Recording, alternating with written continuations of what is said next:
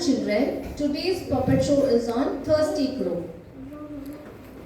A thirsty crow flew around searching for water on a hot day. He was very tired and desperately needed a drink.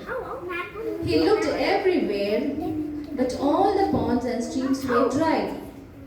Finally, he spotted a picture with a little water at the bottom. The crow was happy, but his joy was short-lived. The water level was too low for him to reach with his beak.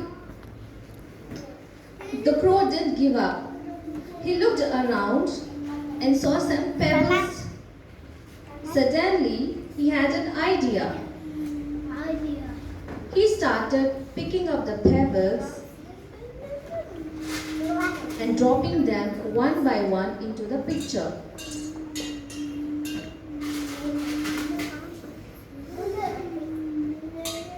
As more and more pebbles went in, started to raise. Soon the water level was high enough for the crow to drink. He happily quenched his thirst and flew away.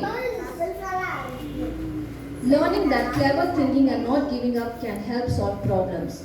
Moral of the story? Using your intelligence and not giving up can help you find solutions to difficult problems.